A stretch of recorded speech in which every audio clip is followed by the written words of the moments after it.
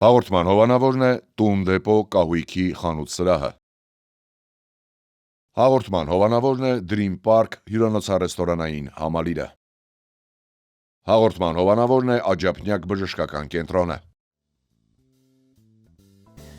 Բարև երկիր, բարև երկրի սիրելի հեռուստադիտողներ։ Չէ, ալիքը ճիշտ եք միացրել, ես Ձյաննան եմ, Արմինեն իմ գործընկերուհին է, այո, սա բարև երկիրն է, որ միշտ գալիս է ձեր տուն հանգստյան օրերին։ Պարզապես այսօր լորվա սքանչելի բնության գրկում ենք այս հանգստյան օրերին, մենք միանալու ենք ձեզ հենց Dream Park-ից, որովհետև արդեն տևական ժամանակ է մեր հավատարիմ գործընկերն ու հովանավորն է։ Մեր մյուս գործընկերներին էլ չմոռանանք, մեր գործընկերն է Տուն դեպո խանութ սրահ, ինչպես նաև Աջափնյակ բժշկական կենտրոնը, որտեղ ձեզ յուրահատուկ մոտեցում են ցույցաբերելու։ Ես մոռացա քեզ ողջույն ասել, Արմին, որովհետև իսկապես այս օդը, երբ արդեն գալիս ես այս տարածաշրջան, իսկապես զգում ես, թե ինչ է նշանակում լիաթոք շնչել։ Հիշեցնում եմ այն բոլոր հասցեները, որտեղով կարող եք հետևել մեր թողարկումներին, սիրելի հեռուստադիտողներ, դրանք են Երկիր մեդիայի YouTube-յան եւ Telegram-յան ալիքները, ինչպես նաև Երկիր մեդիայի ու Բարև երկրի Facebook-ի եւ Instagram-ի էջերը, այնպես որ բաց մի թողեք մեզ։ Այսօր փետրվարի 14-ն է, հոգևոր զրույցներով գեղեցիկ երաժշտությամբ օր ենք ունենալու, որովհետև այսօր հայ առաքելական եկեղեցին նշում է Տեառն Ընդառաջի տոնը։ Փետրվարի 13-ի երեկոյան, երբ եկեղեցու օրացույցի համաձայն երեկոյան ժամերգությունից հետո փոխվում է օրը, արդեն փետրվարի 14-ին սկսվում է Տեառն Ընդառաջի տոնը։ Հայ առաքելական Սուրբ եկեղեցին Տեառն Ընդառաջը տոնում է Աստվածահայտնությունից 40 օր հետո, ինչը խորհրդանշում է 40 օրական մանուկ Հիսուսին տաճարին ընծայաբերելը։ Տեառն Ընդառաջի նախատոնակին երեկոյան ժամերգությունից հետո կատարվում է անդաստանի կարգ, աշխարհի 4 ծագերի, արտերի եւ այգիների օրհնություն, ինչը ազդարարում է ձմռան ավարտն ու գարդանամուտը։ Այնուհետև եկեղեցիների կանթեղներից վերցված օրհնված կրակով եկեղեցիների բակերում խարույկներ են վառվում իբրև Քրիստոսի լույսի խորհրդանիշ։ Ես շատ եմ սիրում այս տոնը եւ ավելացնեմ նաեւ, որ Տեառն Ընդառաջի տոնին հայ առաքելական բոլոր եկեղեցիներում մատուցում է Սուրբ եւ անմահ պատարագ։ Գարեգին երկրորդ ամենայն հայոց կաթողիկոսի տնօրինությամբ տեղի ունենում նաեւ նորապսակների օրհնության կարգ, քանի որ յուրաքանչյուր եկեղեցական տոն նաեւ մշակութային եւ ազգային շերտեր ունի։ Տեառն Ընդառաջը նույնպես բացի քրիստոնեական խորհրդից հագեցած է ժողովրդական սովորույթներով եւ ծիսակարգերով։ Օրինակ, տոնական խարույկի վրայով ցատկելը, շուրջպար բռնելը, չամիչ, աղանց եւ հատիկեղեն շաղ տալը, ինչպես նաեւ ծխի ուղղությամբ գուշակություններ անելը։ Այս վերջինը ես չէի լսել, ծանոթ էի այս։ Այո, մենք իհարկե դեռ հոգևոր զրույց կունենանք անպայման հաղորդման շրջանակում, այս պահին շարունակում ենք եթերը եւ հիշում այսօր նշվող եւս մեկ տոնի մասին, սիրելի հեռուստադիտողներ, այսօր նաեւ նշվում է աշխարհի շատ երկրներում Սուրբ Վալենտինի կամ Սիրահարների օրը, թեև այո, մենք ունենք Սուրբ Սարգսի տոն, որ շատ գեղեցիկ եւ եկեղեցական եւ ժողովրդական ու ազգային ավանդույթներով հագեցած տոն է, բայց ինչպես ասում են երիտասարդներին, չեն կարող ասել մի նշեք այս տոնը, թող սերը շատ լինի, թող տոները, որը առիթ է ժպիտներ, ծաղիկներ, համբույրներ եւ սեր փոխանակելու իսկապես շատ լինեն։ Թեև տոնը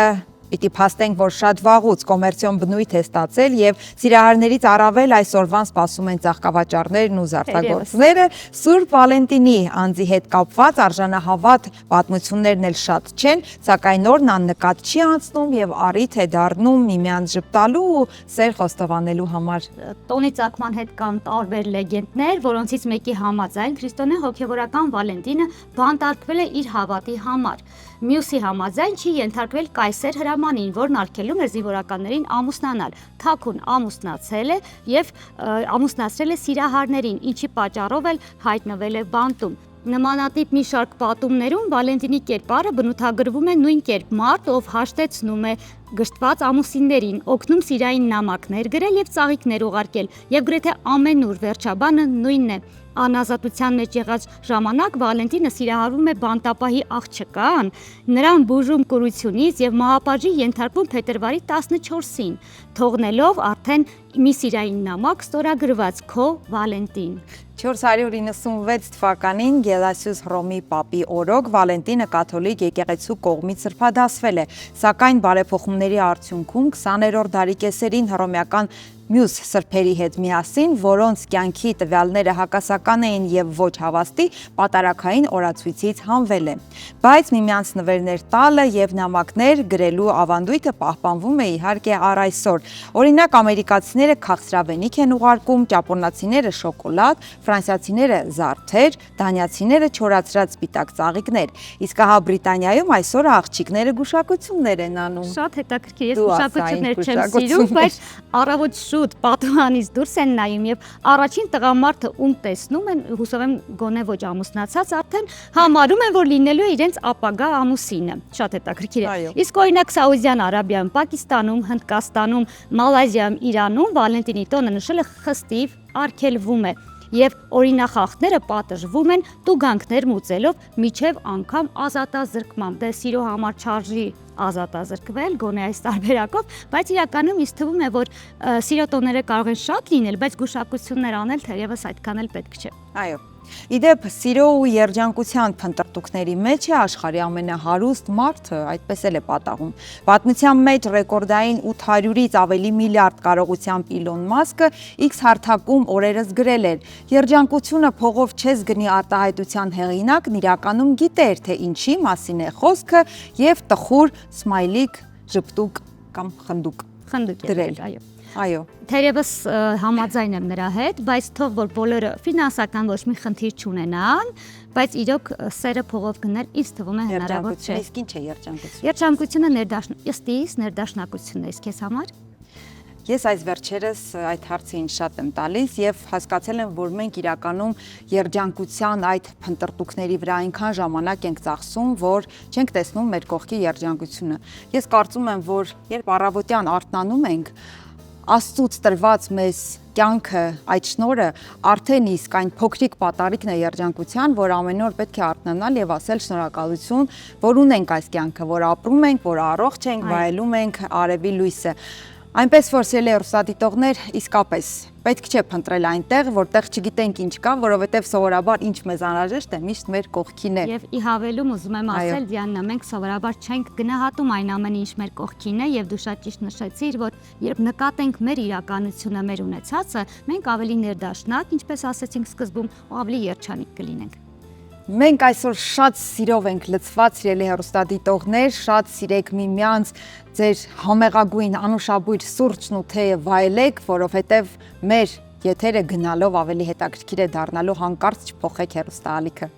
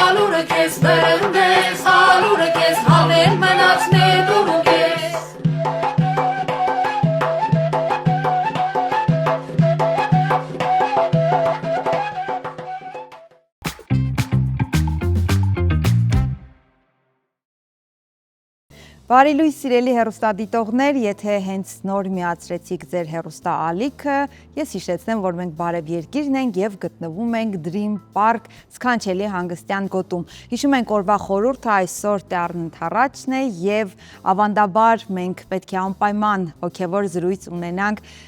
մեր սիրելի հոգևորականներից մեկի հետ, այս անգամ քանի որ գտնվում ենք Dream Park-ում, Ստեփանավանում, զրուցելու ենք Ստեփանավանի Սուրբ Սարգիս եկեղեցու հոգևոր հովիվ Տեր Մամպրե Քահանա Ոսկանյանի հետ։ Օրհնեցեք Տեր հայր, բարի լույս։ Ողջույն ձեզ։ Ինչպե՞ս եք։ Փառք Աստծուն, հրաշալի։ Մանավանդ որ մեր այս ճգնախ բնության գրկում ենք եւ դուք էլ մեզ հյուր եք եկել, բարի եկաք սիրելի հաղորդավարներ։ Շնորհակալ ենք այս դեպքում եւ ձեզ ենք ասում բարի գալուստ մեր հաղորդում եւ դուք եք ասում բարի գալուստ Ստեփանավան։ Շատ շնորհակալություն։ Այո, շնորհակալ եմ։ Տեր Մամպրե, այսօր Տեառն ընթառաջն է, հայ ժողովրդի սիրելի տոներից մեկը։ Կխնդրեմ հենց սկզբից խոսենք տոնի հոգևոր խորհրդի մասին եւ երբ է նշվում տոնը տարվա մեջ։ Տեառն առաջի տոնը անշարժ տոներից է, որ նշվում է փետրվարի 14-ին, ինչպես որ նշեցիք։ Այո, եւ պայմանավորված է մեր Տիրոջ եւ Փրկչի Հիսուս Քրիստոսի Սուրբ Ծնունդով։ Գիտեք, որ եկեղեցական տոները իրենք հիմնված են ավետարանի պատմության վրա եւ մեզ փոխանցում են ավետարանական ճշմարտություն եւ խորհուրդը եւ նաեւ ուսուցողական նպատակ ունեն մեր հոգեոր կյանք ամրապնդելու։ Եվ Տեառն առաջը, եթե հաշվում ենք Սուրբ Ծնունդից ճիշտ 40-րդ օրն է։ Մենք նշում ենք Հիսուս Քրիստոսի ծնունդը, ինչպես նաեւ նրա մկրտությունը հունվարի 6-ին, հունվարի 13-ին եկեղեցուն նշվում է Տիրոջ անվանակոչության օրը, ծնունդից 8 օր հետո, եւ 40-րդ օրը արդեն Տեառն առաջն է։ Ժողովրդական լեզվով որ ասում ենք տրնդես, այո։ Եվ սա հիմնված է ավետարանական այն դրվագի վրա, երբ Մայր Մարիամը Հովսեփի հետ միասին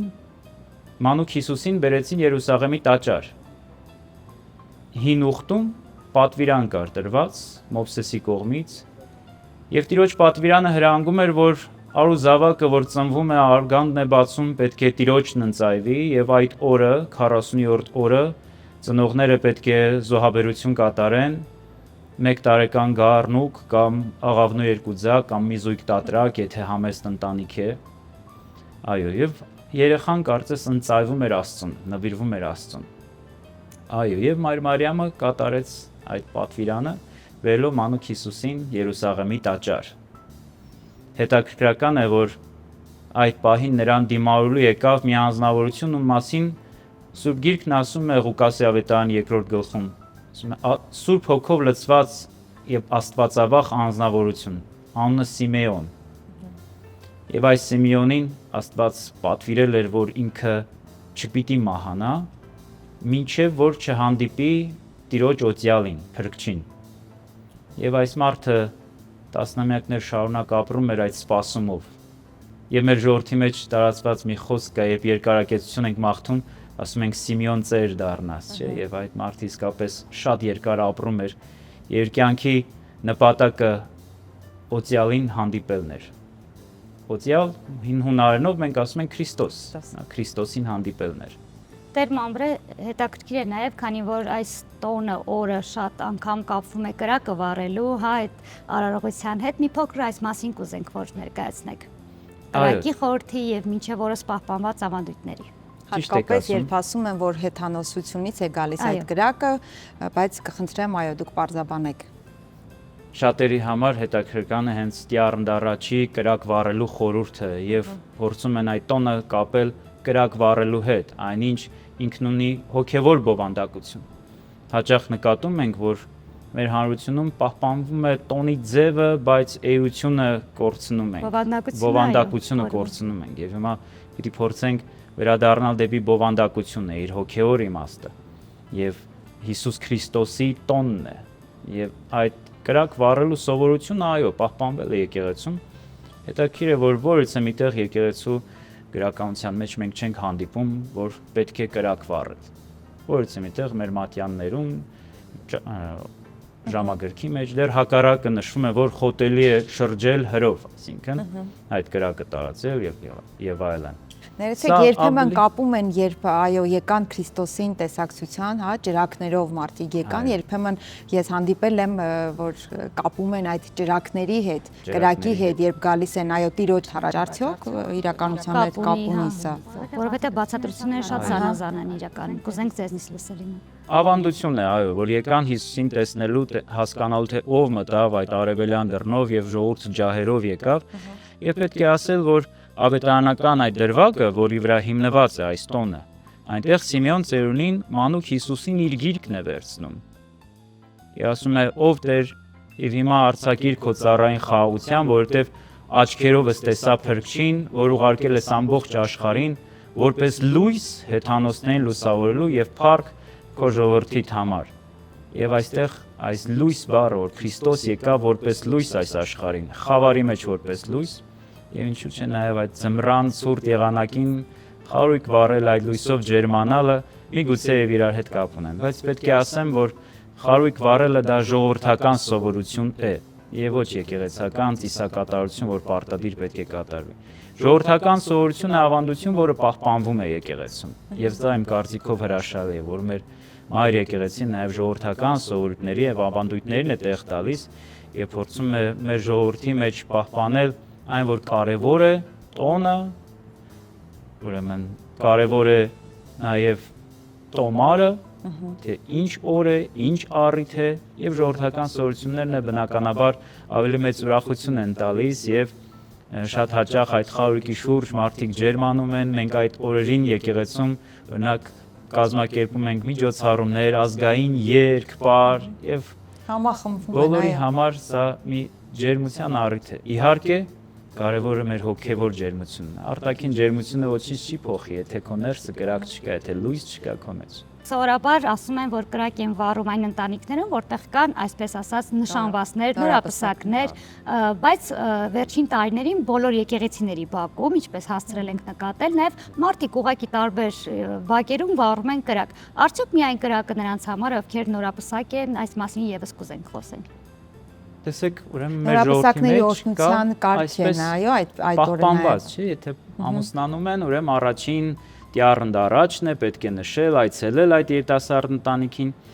Իսկ մեզ մոտ այստեղ Ստեփանավանում տյառն առաջին մենք հրավիրում ենք բոլոր այն զույգերին, որոնց նախորդ տարում պսակի Սուրբ խորհուրդ են կատարել։ Ինչի համար ենք հրավիրում։ Որովհետև տեսեք Մայր Մարիամը մանուկ ծնեց, մեր Փրկչին ծնեց եւ իր գիրկը վերցրած եկավ տաճար, եւ այս նորապսակ զույգերը նույնպես փափագում են այդ որդեծնության բերկրանքին արժանանալ։ Եվ հայոց հայրապետի Գարեգին II-ի կարգադրությամբ այդ օրը նաև բոլոր նորապսակ երիտասարդ ընտանիքների օրհնության օրն է։ Մենք իրենց հրավիրում ենք, որպեսզի օրհնենք, եւ աղոթքի իմաստը, թեման այն է, որ Տեր իրենց էլ արժանի դարձրու հայր եւ մայր դառնալու։ Իհարկե, այդ օրն իրենց համար նվերներ ենք պատրաստում, նաև հորդորում ենք, որ շատ զավակներ ունենան։ Առաջին Անդրանիկ Աստծո կամքով ծնվի եւ շատ զավակներ ունենան, իհարկե։ Եվ իրենց օրհնելու, իրենց ընտանիքը օրհնելու եւ նրանց համար խնդրելու, որ զավակ ունենան։ Սա է նպատակը, իրենց կանչել եւ օրհնել։ Ինչու՞ չէ, նաեւ պետք է հորդորենք, որ բոլոր երիտասարդ ընտանիքները այդ օրը գնան եկեղեցի, այդ օրհնությունը ստանան, մասնակցեն Սուրբ խորհրդին եւ Աստծուն աղոթքան, իհարկե։ Տեր Մամբրե, հենց դա էի ուզում հարցնել, եկեղեցում նշման կարգը դառն ընթառաջի եւ քրիստոնյա հավատացյալը, այո, ինչպես պետք է տոնին եւ ընթառաջ եւ տոնի ընթացքում ինչպես պետք է մասնակցի։ Տյառն դառաջը, ինչպես ասացի, փետրվարի 14-ն է։ Եվ եկեղեցու տոնացույցում եւ օրը սկսվում է նախորդ օրվա երեկոյից, մայրամուտից։ Սա է հաճախ շփոթություն է առաջանում, որ մարդիկ ասում են փետրվարի 13-ն է միգուցե տոնը։ Այնինչ փետրվարի 13-ի երեկոյան ժամերգությունից հետո, երբ օրը արդեն փոխվում է, եկեղեցիներում կատարվում է նախատոնակ։ Եվ այդ ժամանակ է, որ խարույկ է վառ։ Իսկ փետրվարի 14-ը արդեն բուն տոնը տոնվում է պատարագով, որի ավարտին կատարվում է երիտասարդ ընտանիքների օրհնության կարգ։ Պատարագին պետք է մասնակցել, սիրելի հարազատներ։ Պետք է գնալ ընտանիքներով, երեխաների հետ միասին։ Տեսեք, մոմից մոմ ենք վառում, չէ, եւ կրակից կրակ փոխանցում ենք։ նման նրան, ինչպես մեր հավատքը սերնդեսերունդ փոխանցվում է այսօր հասել է մեզ։ Կարող ենք տեսնել եկեղեցիներում այսօր երիտասարդ ընտանիքներ, որոնք մասնակցում են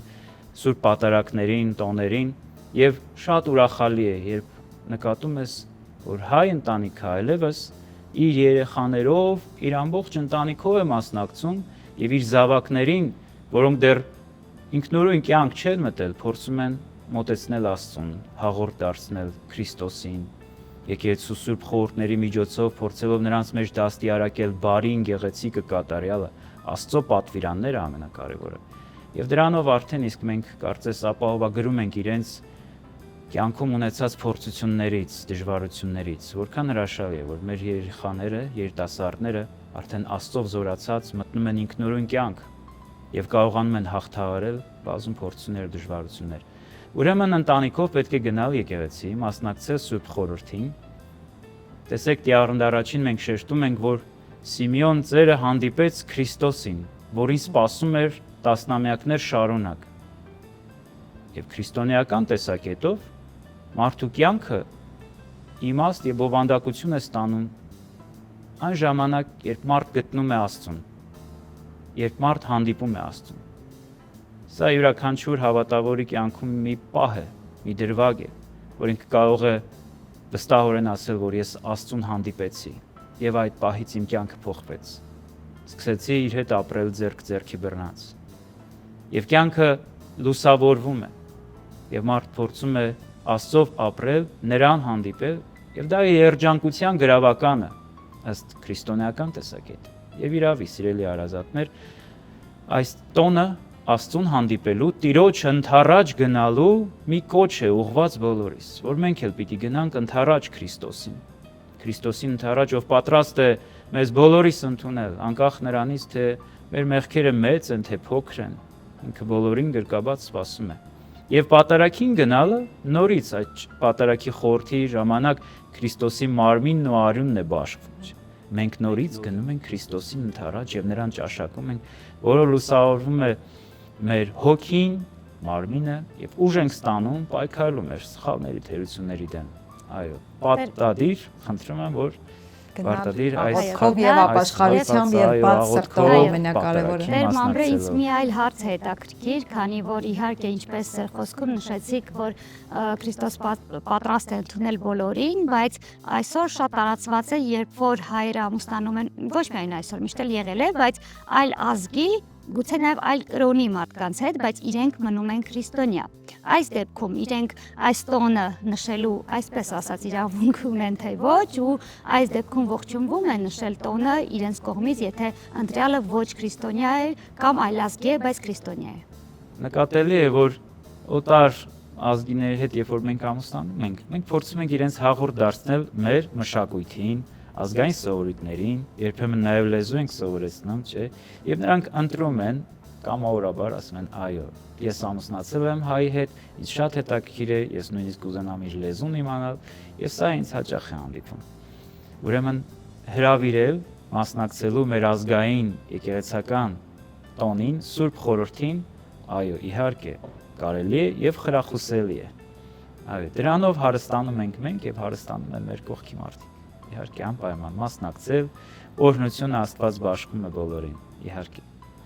Շնորհակալություն հետաքրքիր զրույցի համար, Տեր Մամրե, եւ օրհնության համար, իհարկե։ Աստված պահապան ձեզ, շնորհակալություն։ Շնորհակալություն։ Բարև երկիրը շարունակում է սիրելի հեռուստադիտողներ, ես հիշեցնեմ, որ այսօր Տիառն ընդառաջի տոնն է եւ մենք զրուցում էինք Ստեփանավանի Սուրբ Սարգիս եկեղեցու հոգեվոր հովիվ Տեր Մամրե Քահանա Ոսկանյանի հետ։ Մնացեք մեզ հետ։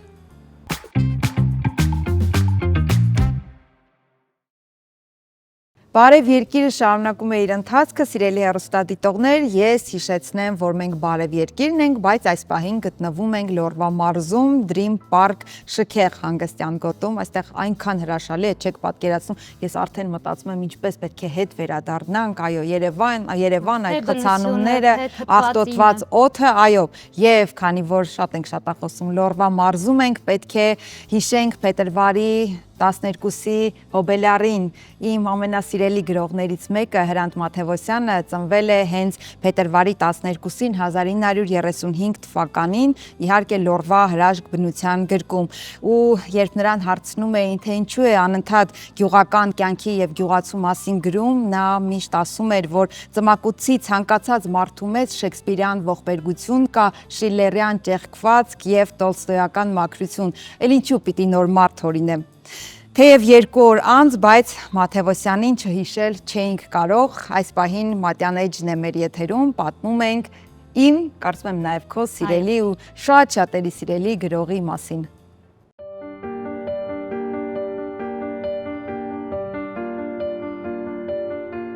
1935 թվականի փետրվարի 12-ին Ալավերդու Ահնիձոր գյուղում ծնվել է հայ արձակագիր, կինոսցենարիստ Հրանտ Մաթևոսյանը։ Կինոն սիրող եւ այն արհեստ համարող Մաթևոսյանը բարձրագույն կրթությունը ստացել է Երևանի Խաչատուր Աբովյանի անվան մանկավարժական ինստիտուտում։ Ավելի ուշ ավարտել է Մոսկվայի բարձրագույն սցենարական դասընթացները։ Սովորելուն զուգընթաց աշխատել է տպարաններում եւ խմբագրություններում։ Գրական գործունեությունը նա սկսել է 1960-ականներից։ Հրանտ Մաթևոսյանի առաջին տպագիր գործը Ահնիձոր ակնարկն էր, որը մեծ աղմուկ բարձրացրեց։ Ոմանց ակնարկի տպագրության համար նույնիսկ պատժեցին։ Այդ ակնարկում Մաթևոսյանը նկարագրում էր ժամանակակից գյուղի եւ գյուղացու ծանր վիճակը։ Ընթերցողների կողմից ակնարկը շատ լավ ընդունվեց։ Նրա հետագա ամբողջ ստեղծագործությունը կապված է գյուղի հետ։ Ժամանակակից աշխարհի խնդիրները նրա գործերում արտացոլվեցին գյուղական կյանքի պատկերների միջոցով, որովհետև այդ տարիներին գյուղը առհասարակ դարձավ հասարակական ուշադրության կիզակետերից մեկը։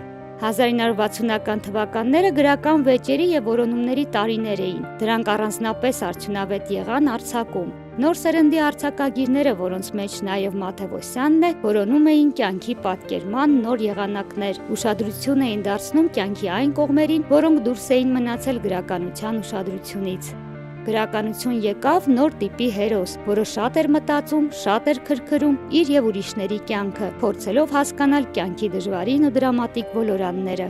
Արձակի այս շարժման մեջ Մաթևոսյանը մեծ ներդրում ունեցավ։ Նա գրում էր համեմատաբար քիչ, բայց նրա վիպակներն ու պատմվածքները հասարակական լայն արձագանք էին գտնում ոչ միայն Հայաստանում, այլև Ռուսաստանում եւ նախկին Խորհրդային Միության տարբեր հանրապետություններում։ Մաթևոսյանը շատ էր սիրում Թումանյանին, բայց նրա հերոսը շատ տարբեր է Թումանյանի հերոսներից։ Նա իսկապես 20-րդ դարի մարդ է, թեև գյուղացի եւ առերևույթ հեռու քաղաքակրթությունից։ Եվ Մաթևոսյանի խոսքը հենց համապատասխանում էր այդ մարդու հոգեբանությանը։ Մյուս կողմից այդ ոճը դժվարացնում է Հրանտ Մաթևոսյանի որոշ գործերի ընթերցանությունը։ Մաթևոսյանը միակն է հայ արձակագիրներից, որը ստացել է նախկին ԽՍՀՄ-ի պետական մրցանակ։ Նրա գործերը թարգմանված են նաև աշխարհի տարբեր լեզուներով։ Հրանտ Մաթևոսյանը մահացել է 2002 թվականին։ Արմինե Բրսոյան, Բարև երկիր։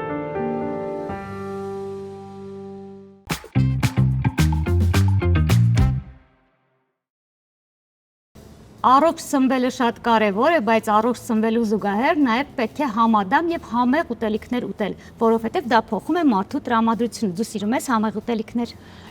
Այո, շատ չէ, բայց հատկապես առեսներին սիրում եմ։ Համեղ լինի, գեղեցիկ լինի, շատ կարևոր է։ Այո, համեղը եւ գեղեցիկը սովորաբար մեզ մատուցում են իրար հետ միասին խոհարարները եւ այսօր մենք ունենք շատ յուրահատուկ հյուր, քանի որ մենք գտնվում ենք մեր գործընկեր Dream Park-ում, մեր հյուրը այսօր շեֆ խոհարար Ռուբեն Եղիազարյանն է, ողջույն Ռուբեն։ Ողջույն ձեզ։ Բարի լույս։ Ձեր օրը սկսվել։ Ուրախ եմ ձեզ տեսնել մեզ մոտ։ Շնորհակալություն ձեր այցի համար։ Մենք էլ շնորհակալ ենք մեր ժամանակավոր տաղավարում հյուրընկալվելու համար։ Համեցեք։ Մեր օրը առհասարակ խոհարարի օրը շատ sense ասած միշտ լավ է սկսվում։ Մենք մեր նպատակներից մեկը հենց դա, որ մեր օրը լավ սկսենք, որ մեր հյուրերը միշտ գոհ լինեն։ Մեր ուտելիքները գեղեցիկ եւ համեղ լինեն։ Ռոբեն, սովորաբար խոհարարները իհարկե շեշտը դնում են իրենց բաղադրատոմսերի վրա, բայց կուզեմ հասկանալ հատկապես նախ Dream Park-ում ինչ յուրահատուկ ուտեստներ կա, որոնք ձեր նախաձեռնությամբ են, ներմուծվել, զետեղվել այստեղի մենյու եւ ընդհանրապես որպես խոհարար, ձեր կարծիքով համը եւ գեղեցկությունը համադրելը հեշտ է։ Իհարկե, համը եւ գեղեցկությունը համադրել հեշտ է այն մարդկանց համար, ովքեր այդ գործը անում են սիրով։ դա առաջին նախապայմաններից է։ Իսկ Dream Park-ի մենյուի ճաշացանկի հետ կապված ընդհանուր ինքը խիտ ճաշացանկ է ու ունենք այն գեղեցիկ ու համով ուտեստները, որոնք որ շատ-շատերին են հայտնի, իսկ նրանց մեջ մեծ տեղ է գտել մեր լորվա մենյուն։ Լորվա ճաշացանկը, որը մենք Որի համար գալիս են այստեղ եւ մենք ենք եկել այսօր։ շատ լավ։ Որը որ մենք արդեն պատրաստում ենք եւ մեր հյուրերը կրկնակի ուրախացնում են մեզ։ Այսինքն կրկնակին որնա որ երկրորդ, երրորդ այցելությունով հենց նույն ուտեստներն են պատվիրում, ինչը որ լորվան է վերաբերում։ Մի քանի ուտեստի անուն, եթե կարելի է, որը շատ հաճախ են գալիս եւ պատվիրում։ Տեսեք, անունները կարան լինեն, որ ժողովրդին հայտնի չլինեն, բայց իր բաղադրությունը շատ, սենց ասած, սիրված եւ հայտնի է։ Ունենք Ստեփանավանի ամիջ։ Ինքը հին մեր տարածաշրջանի, մեր Ստեփանավանի ուտեստներից է եղել։ Իրան շատ-շատերը մոռացել էին, բայց հիմա մենք նորով ենք մատուցում, նոր ձևով, նոր տեխնոլոգիայով, ինգրեդիենտները նույնն են մնացել։ Այսինքն ունենք օձունի խոխոպ, որը որ նապաստակի մսով է պատրաստվում, տենց մեր էլի հին ուտեստներից է լորվա, ունենք հարիսա, բայց լորվա տարբերակով ու մեր Վալտեր պապի հարիսա ենք դրել անունը, հենց որը որ տեխնոլոգիան նույնն է, որը որ Վալտեր պապն էր պատրաստում, ոչ թե հավի մսով, այլ աքաղաղի մսով։ Բաղադրիչները տարբերվում են այդքանով։ Այո։ Ռուբեն, երբ մեր հյուրը խոհարար է լինում, հատկապես արական սեռի, ես միշտ այս հարցը սիրում եմ տալ, թե սերը խոհանոցի նկատմամբ որտեղից է ծնվում։ Մի փոքր եթե աղջիկների կանանց պարագայում դա տրամաբանական է, միշտ մայրիկի, չէ, ինչպես ասում են, փեշի տակ, տեսնում ենք, սովորում ենք, տղաների պարագայում որտեղից է ուտելու նկատմամբ է սերը լինում շատ, որ տանում է դեպի խոհանոց։ Որտեղից։ Ես սովորաբար տղամարդ խոհարարներին միշտ գնահատում եմ որպես ավելի լավ ձեռք ունեցող, այո։ Կա տենց կարծրատիպ մեր մեջ, բայց չեմ առարկի, հա, կա որոշակի կարծիք, որ տղամարդկանց մոտ լավ է պատրաստում, բայց նույնը հակառակը կարող եմ վստահ ասել, որ մեր հայ կանանց մոտ էլ է շատ լավ արտահայտվում համային ու ինչպես չէ, տեսքի առումով շատ գեղեցիկ իմպրովիզներ են անում։ Դա սերով պայմանավորված չէ իրականում։ Տարանջատումը ժողովուրդն է մտցրել։ Մասնագիտության ընտրությունն է հետաքրքիր այս։ Մասնագիտության ընտրությունը ընտանեկան, ասենց ասեմ, քանի որ մայրս էլ է խոհարար ու արդեն 25 եւ ավելի տարիներ փորձ ունի, ես էլ որոշեցի, որ գամ եւ աշխատեմ նույն ոլորտում։ Ի սկզբանե ուտելը սիրել եմ, լավ մամայի պատրաստածը սիրել ենք ու այդ նույն նպատակը, որ ինչի՞ չէ, եթե մեր մոտ չի ստացվում, ինչը չի ստացվում, հենց դա է մոտիվացիա դարել, որ ավելի լավ պատրաստել, ավելի գեղեցիկ ու ինչու՞ չէ, որ նոր ուտեստներ։ Ռուբեն, ասում են, չէ, սիրով պատրաստվածն է լինում համեղ։ Հետաքրքիր է այդ տրամադրությունը, ջերմությունը, տվյալ օրվա, հա, այդ եփելու ընթացքում այդ զգացողությունները, էմոցիաները իսկապես փոխանցվում են ուտեստին, համային հատկությունները փոխվում են դրանից։ Իհարկե, մեծ դեր ու կարևորություն ենք տալիս հենց դրան, որ խոհարարների ընդհանուր ռեստորանի աշխատակիցների տրամադրությունը բարձր պահենք։ Դա գալիս է յուրաքանչյուրիցս ու մեր նպատակներից մեկը հենց դա է, որ այնպես մթնոլորտ չլինի, որ ինչ-որ մեկի տրամադրությունը ցածր լինի։ Դա միանշանակ ցանկացած հյուր նկատելու է։ Կարա սնունդի տեսանկյունից չնկատվի, մյուս տեսանկյունից, բայց նամանավանդ սնունդի հետ կապված մարդիկ ունենում են բարձր տրամադրություն, մենք դա սենց ասած ապահովում ենք։ Ռուբեն, սովորաբար դուք պատրաստում եք իհարկե Dream Park-ի հյուրերի համար համադամ ուտեստներ, հետաքրքիր ձևաչափով, իսկ տանը պատրաստում եք։ Իհարկե։ Ինչ եք սիրում տանը պատրաստել, որը նաև այստեղ կարող ենք հանդեսել։ Տանը ստեղ ինչ պատրաստում են, նույնը կարող ենք տանը պատրաստենք, հիմնականում երեխաների հետ այն ինչը որ երեխաները սիրում են, սպագետի, տարբեր տեսակի։ Նորաձև ուտեստներ, ինչպես կասեմ։ Բայց տանը դուք եք պատրաստում, թե Ընդհանուր առմամբ ես չեմ պատրաստում, ես ավելի շատ ժամանակս հատկացնում եմ գործին, կինս է պատրաստում, բայց երբ որ ժամանակը թույլ է տալիս, ես աղջկաս հետ պատրաստում եմ մեր սիրելի ուտեստները։ Եվ Ռուբեն, խնդրում եմ ասեք Dream Park-ի խոհանոցի top 3 ամենահամեղ ուտեստները, որպեսզի մարդիկ եթե Ստեփանավանում լինեն եւ քաղցած լինեն եւ այս եթերը տեսած լինեն, գան եւ փորձեն։ Գուցե նաև ամենապահանջված 3 ուտեստները։ Այո, այդպես է, չէ՞ կազմում։ Երեք իսումա փոքր թիվ այդ ցանկի մեջ գտնելու համար թե որոնք են, բայց կարող եմ թվարկել Dream Park աղցանը, որը որ մեր սենց ասած մտածած քանակը ինչ որ նախատեսված էր, նրանից ավելի է սիրվել, էլ ավելի պահանջարկ ունի։ Ունենք նաև նոր ուտեստներ, որը որ հենց լորվա ուտեստներից են, որ արդեն սիրվել են եւ կա պահանջարկ, այսինքն հավանել են մեր հյուրերը, հենց Ստեփանավանի ամիջ, Օձունի խոխոպ, ունենք նախքին որ, այսինքն ներկայիս մենյուի մեջ որ կա գառը պնդուկով, գառը պնդուկի սոուսով, ինքը էլի հետաքրքիր ուտեստ է, իր սպանախով, գարնիրով։ Եվ Ռուբեն, բացի հայկական խոհանոցից այցելուներին ունեք նաև այլ առաջարկներ եվրոպական խոհանոցից։ Այո, իհարկե,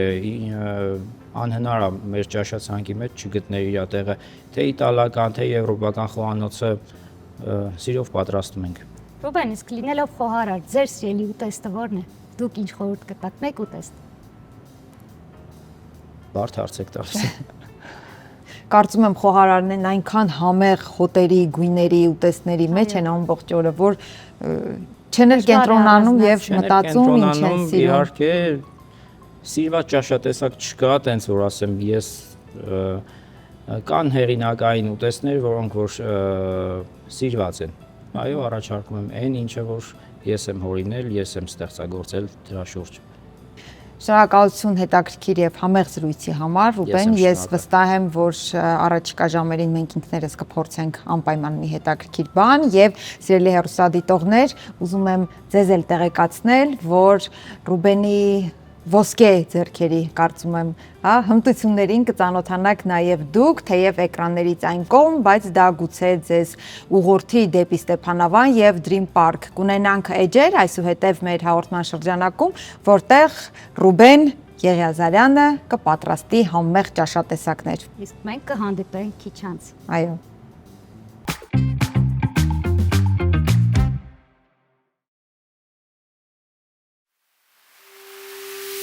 Նամակ փոքրիկ իմ աղջկան, թողված օրեր չկան, քայլերը քեզ ուրախացնեն, բարերը ցավ չտան, ես միշտ արել եմ ամեն ինչ, որ աչքերդ փայլեն, իմ կիսատ երազանքները քո մոտ թող կատարվեն, ուզում եմ երջանիկ տեսնեմ քեզ ամբողջ մի կյանք, հայրը տվել է ուժ, ես իմ սիրտն ու հարգանքը, միշտ մարդ մնալն է կարևոր, ամեն տեղ չես գտնի, հիմա ունես այն ինչ փողով երբեք էլ չես գնի։ Ավելի եմ քեզ սիրելու, միշտ կողքիդ եմ ես լինելու, թեկուզ հեռու,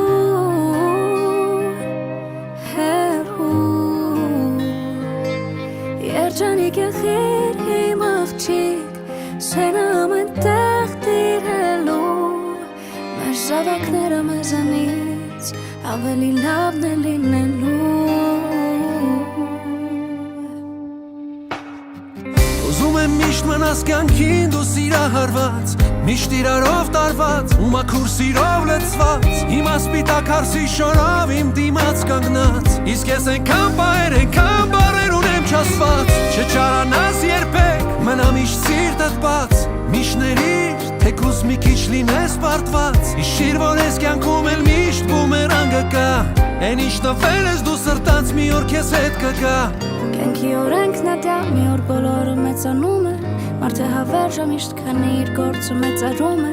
քայլերը թող ուրախացնեն, բարերը ցավ չտան, երբեք չկորցնես ներսի փոքրիկ իմ աղջկա։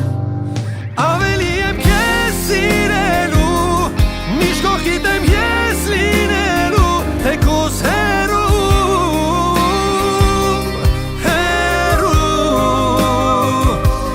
երջանիկ եղիր իմ աղջիկ, սենը ամեն տեղ տիրելու, մեր զավակները մեզանից ավելի լավն է լինելու։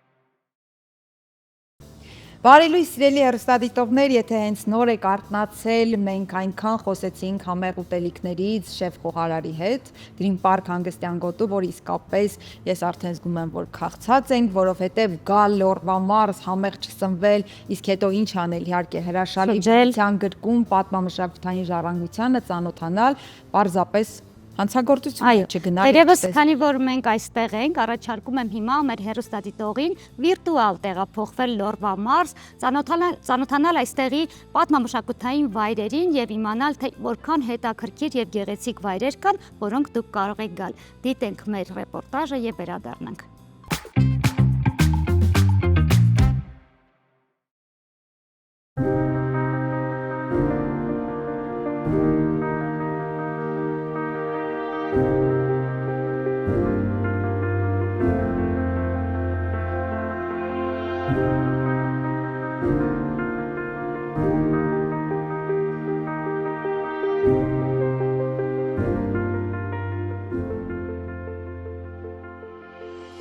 Գեղեցկագույն բնություն, հայկական կոլորիտ եւ հյուրասիրություն, սրանք լավագույնս բնութագրում են Լորվա մարզը։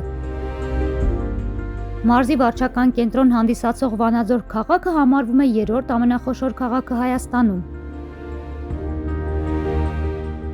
Լոռին աչքի է ընկնում հարուստ մշակութային ժառանգությամբ եւ պատմական անցյալով, որի մասին վկայում են տասնյակ վանքերը, բերդերը, ամրոցներն ու հուշակոթողները։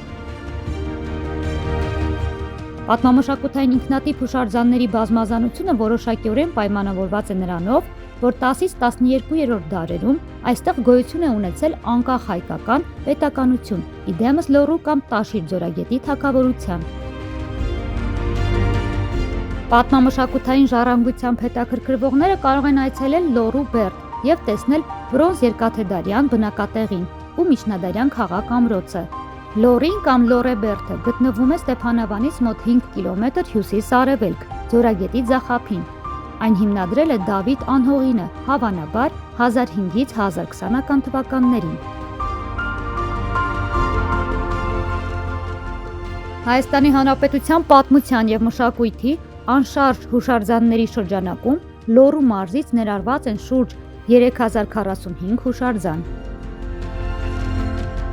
Դրանցից ուշագրավ են 6-րդ դարում կառուցված Օձունի վանքն ու կից հուշակոթողը, ինչպես նաև Քոբայրի եւ Աղթալայի որմնանկարազարդ վանքերը։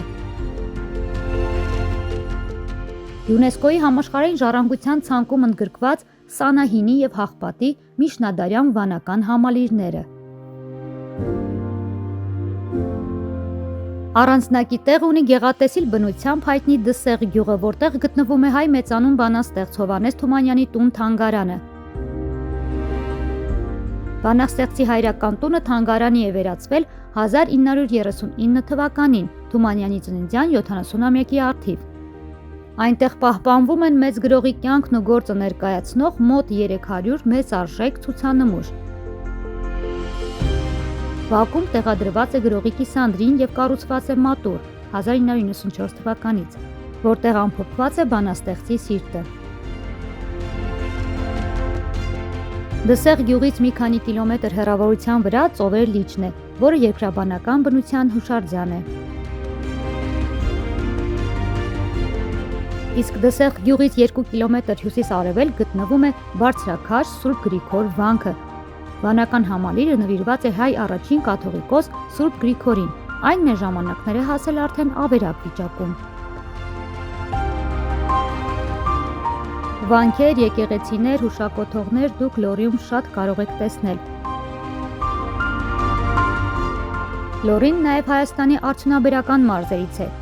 Այստեղ են գործում Հայաստանի տնտեսության արդյունաբերական ճյուղի անկյունաքարային նշանակություն ունեցող մի շարք օբյեկտներ։